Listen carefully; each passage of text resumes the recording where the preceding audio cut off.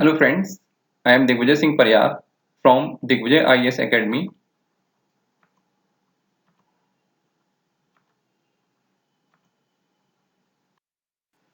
And now I am talking about new environmental impact assessment EIA 2020 and its impact on environment.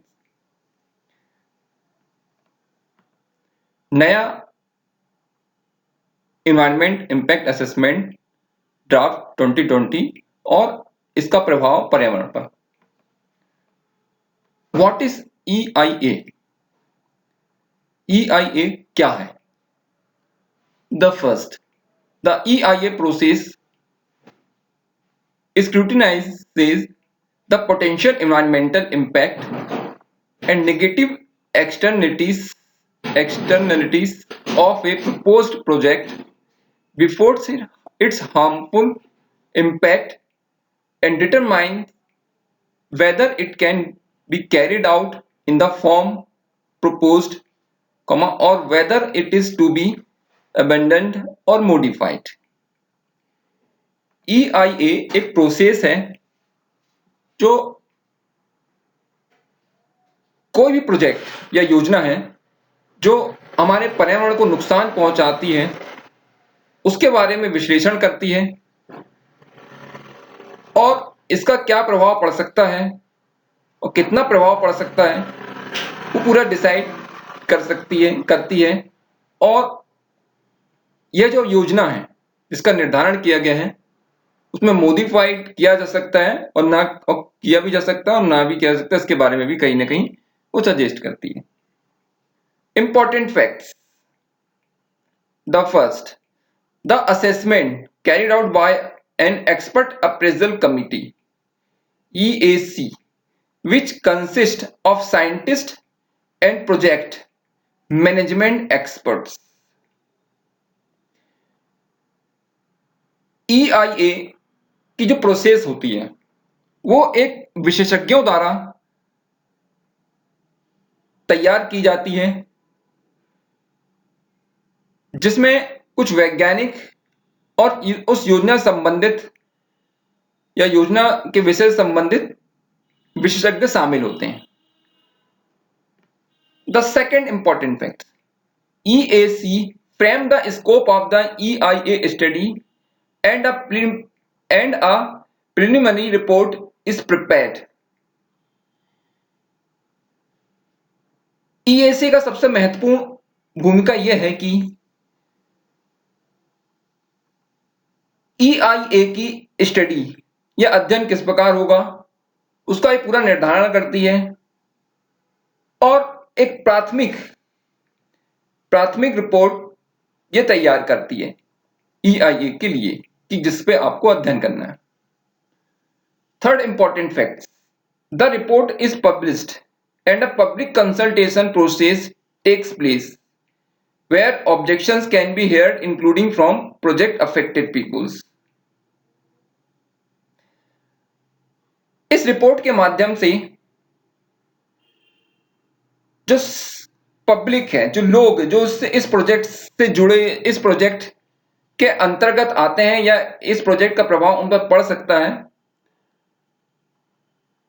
उनके क्या इसमें objections हैं या विरोधाभास हैं, उनके विचारों को जानना या उनकी समस्याओं को जानना इस रिपोर्ट का सबसे महत्वपूर्ण उद्देश्य होता है. Fourth important fact, EAC external appraisal committee जो उसको अनुमोदित करती है can then make a final appraisal of the project and forward that to the regulatory authority which is the Ministry of Environment and Forest. विशेषज्ञ अनुमोदन committee का सबसे महत्वपूर्ण EAC का सबसे महत्वपूर्ण कार्य यह होता है कि फाइनल अनुमोदन जो योजना के लिए है वो तैयार करती है और इसको जो रेगुलेटरी अथॉरिटी है जैसे ministry of environment and forest उनको भेजती है उनके फाइनल अनुमोदन के लिए। The next important fact, the regulatory authority is ordinarily obligated to accept the decision of the EAC. Regulatory authority जो कि हमारी ministry of finance, environment and forest के अंतर्गत आती है, वो कहीं ना कहीं एक समान उसकी जिम्मेदारी है कि वो EAC एक्सपर्ट अप्रेजल कमेटी के अनुमोदन को स्वीकार करे और ना भी स्वीकार करे। ये इसका एक अथॉरिटी का फाइनल रेजोल्यूशन।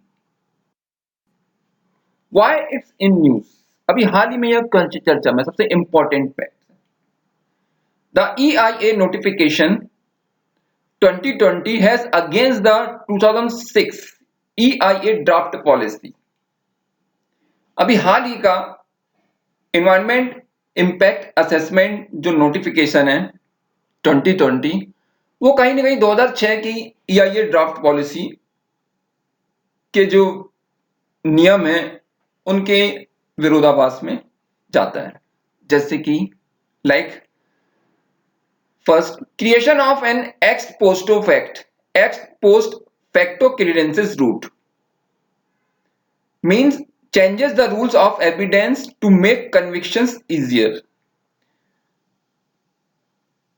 मतलब है कि जो पहले का जो रूल्स थे 2006 के, उसको इजीली चेंज कर देना, ताकि कहीं ना कहीं अगर इसमें कुछ वायलेशन हुआ है एनवायरनमेंट को लेके, तो जो कन्विक्शंस हैं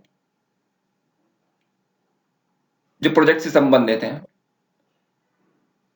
तो उसको इजी सॉर्ट आउट किया जा सके। Where an EIA clearance was never sought or granted and the construction of the project took place regardless, the project proponent can enter an assessment procedure with some minor fines for the violations and find it since blessed। नया notification में कहीं ना कहीं पहले के अगर notification से compare किया जाए 2006 के EIA की, तो अगर किसी प्रोजेक्ट के द्वारा एनवायरनमेंट का लॉस होता है प्रोजेक्ट के थ्रू, तो एक सूक्ष्म दंड को निर्धारित किया गया है, जो कहीं ना कहीं हमारे एनवायरनमेंट वैल्यूज के अगेंस्ट में है, जो हमारे एनवायरनमेंट के अगेंस्ट में जाता है उसके वैल्यूज के, और उसको बहुत हार्मफुल कर सकता है, जो एनवायरनमेंट लॉ है जिसका वायलेशंस होता है। तो ये इसका सबसे मेन ड्रॉबैक है अगेंस्ट द 2006 की। Next point, in 2006 EIA notifications ex post facto clearances were being granted previously, the courts ordered down on them as illegal। 2006 में हम देखते हैं कि 2006 का जो EIA का नोटिफिकेशन था,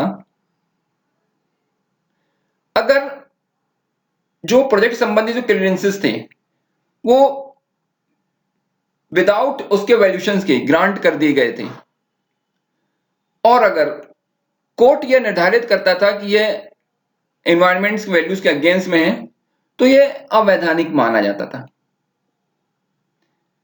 But now this new notification, what could not be notified will now find itself notified। But अगर हम नए वाले नोटिफिकेशन में देखते हैं कि अगर कुछ चीज नोटिफाइड नहीं की गई हैं, तो यह स्वतः ही नोटिफाइड मानी जाएंगी। यह एक महत्वपूर्ण बिंदु है जो हमारे एनवायरनमेंट लॉ के अगेंस्ट में जा रहा है। The legality of sidestepping the courts questionable and will have to be tested। यह कहीं ना कहीं हमारी जो कानूनी प्रक्रिया है, जो क्वेश्चंस जो कोर्ट एनवायरनमेंट को लेकर उठाती थे, उसको एक प्रकार से किनारे कर दिया गया है, अलग हटा दिया गया है। यह कहीं ना कहीं एक प्रकार से हमारे डेमोक्रेटिक सिस्टम और हमारे कॉन्स्टिट्यूशंस का जो फोर्थ पिलर्स है, जुडिशरी, उसके अगेंस्ट में जाता है। Next third point, the new draft notification also shortens the time for the public to furnish responses on the project. अगर हम देखते हैं कि जो नया ड्राफ्ट नोटिफिकेशंस है उसमें अगर किसी प्रोजेक्ट के लिए जहां पे प्रोजेक्ट चालू किया गया है, योजना या शुरू किया जा रहा है, तो वहां के जो लोग हैं, जो वहां के रहने वाले रहवासी हैं, उनके लिए एक टाइम ड्यूरेशन रखी गई थी। इतने टाइम तक आपको, सपोज 1 मंथ तक आपको प्रॉपरली इसको, इसके बारे में आपको गवर्नमेंट को बताना है, अपने व्यू बताने अपने।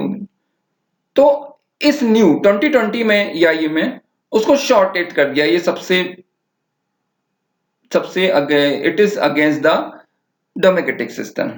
For project affected people who are frequently forest dwellers or otherwise do not have access to information and technology, this will make it harder to put forth representations.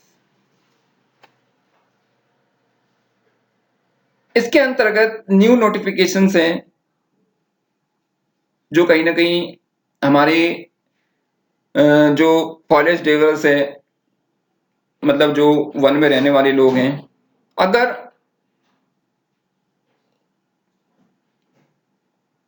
अगर उनके पास प्रॉपरली कोई technology नहीं, ऐसी information नहीं है कि ये जो योजना चल रही है वो कितना या किस पर्पस से चल रही है, कितना उनको नुकसान पहुंचा सकती है, तो कहीं ना कहीं यह बहुत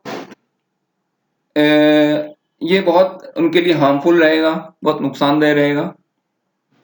और कहीं ना कहीं हमारे 2005 के फॉरेस्ट डेवलपर्स एक्ट के अगेंस्ट द जाता है। ये most important weakness of this draft है। Next 4, the monitoring requirements have been slackened, make something slow or less active. The draft EIA notification halves the frequency of reporting requirement from every 6 months to once a year and extend the validity period for approval in critical sectors such as mining. अब monitoring जो requirement रहती है उसको बहुत slow कर दिया किसी project के लिए कि आप इतने इतने टाइम पे आप मॉनिटरिंग करेंगे ताकि हमें प्रॉपरली रिपोर्ट मिलती रहे कि क्या वहां पे हमारे पर्यावरण को कितना नुकसान पहुंच सकता है या पहुंच रहा है, कैसा प्रोजेक्ट के अंतर्गत क्या हो रहा है वहां पे। उसको कहीं ना कहीं 1 साल तक बढ़ा दिया गया है। और इसकी जो वैलिडिटी रहती है, period for approval in critical sector such as mining, वो कहीं ना कहीं उसको 1 साल से ऊपर कर सकते हैं। तो ये कहीं ना कहीं हमारे एनवायरनमेंट को लेके बहुत नुकसानदेह साबित हो सकता है, पर्टिकुलरली फ्रॉम माइनिंग सेक्टर्स, जो सबसे ज्यादा हार्मफुल है हमारे पर्यावरण को लेके। The scope of EIA environment impact assessment regime is set to shrink industries that previously fell under the categories that required a full assessment have been downgraded. For example, the construction industry will be one such beneficiary where only the largest project will be scrutinized fully, while defense and national security installations were always understandably exempt. A vague unique category of project involving other strategic considerations will also now be free from public consultation requirements.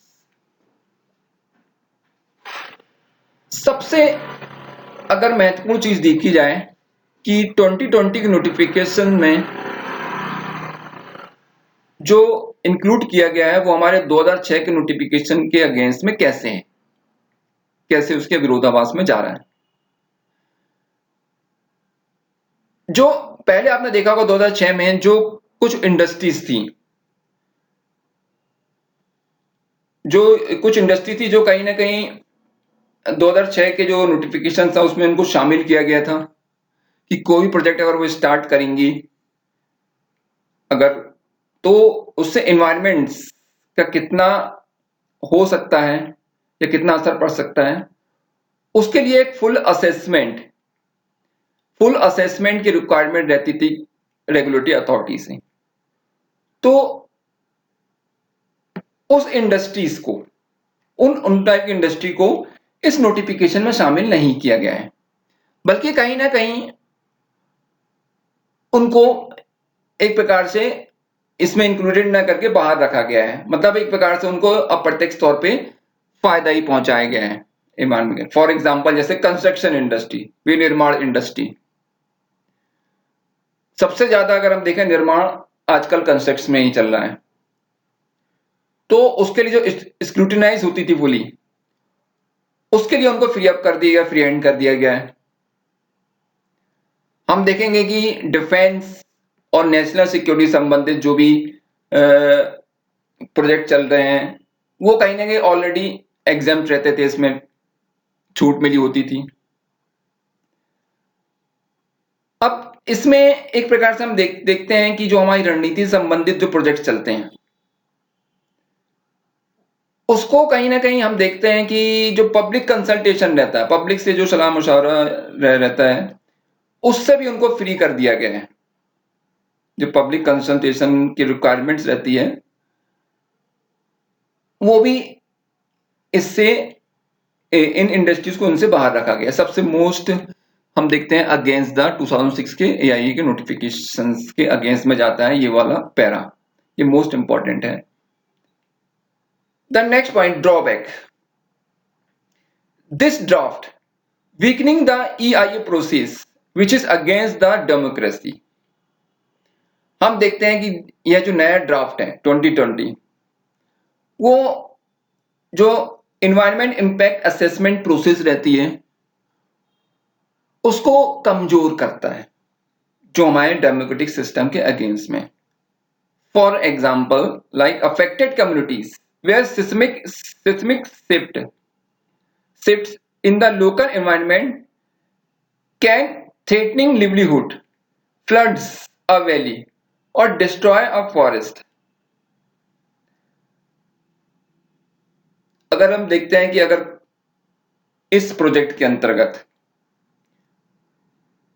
जो भी आमजन प्रभावित हो रहे हैं, community समुदाय